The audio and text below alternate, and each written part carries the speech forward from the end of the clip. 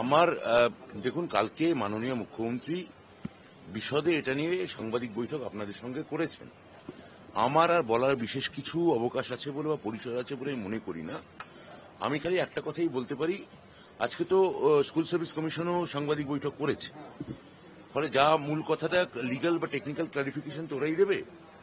আমি যেটা আমার বিভাগীয় দায়িত্ব থেকে বলতে পারি যে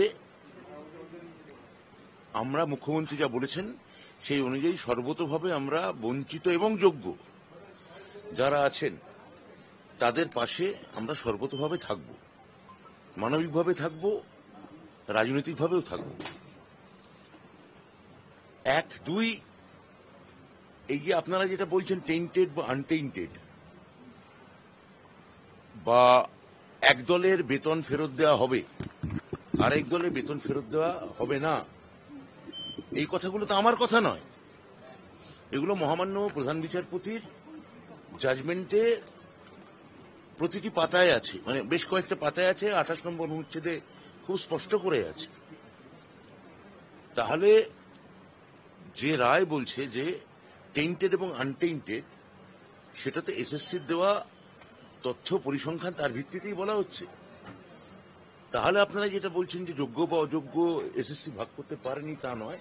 হয়তো বলতে পারেন তাতে কোর্ট সম্পূর্ণ, তো কোর্ট সেটা বলেওছেন মাননীয়, যে তাই তারা সন্তুষ্ট হচ্ছেন না। কিন্তু যোগ্য অযোগ্যের একটা ভাগাভাগি নিশ্চিতভাবে প্রধান বিচারপতি রায়ের পর আমরা বুঝতে পারছি, এবং যারা যোগ্য এবং বঞ্চিত তাদের একটা মানবিক দৃষ্টিভঙ্গি যাতে সব তরফ থেকে বেরোয়, আমি সেই আবেদনও এই সূত্রে করব। দেখুন, রিভিউ পিটিশন বা ইত্যাদি এই টেকনিক্যাল বা লিগ্যাল প্রশ্নগুলো, এগুলো তো এসএসসির ব্যাপার। এসএসসি তার আইনি প্রক্রিয়া নিয়ে করবে। যদি আমাদের বিভাগের কাছে কোনো এই বিষয়ে তারা সাহায্য চায়, আমরা সেটা আইনি পরামর্শ তাদের নিশ্চয়ই দেব, তবে সেটা আইনি পরামর্শ নিয়ে দেব।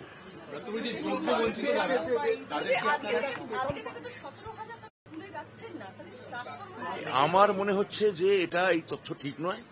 বিশেষত গতকাল মুখ্যমন্ত্রী যে বার্তা দিয়েছেন, সে বার্তায় পরিষ্কার করে তাদের কি করণীয় বা কি করণীয় নয় সেটা তিনি কালকে তাদের বলে দিয়েছেন। আর আপনারা যে এটা বলছেন, আমাদের কাছে এরকম কোনো তথ্য নেই যে তারা যাচ্ছেন না। আমি তো এরকম কথা বলতে পারি না।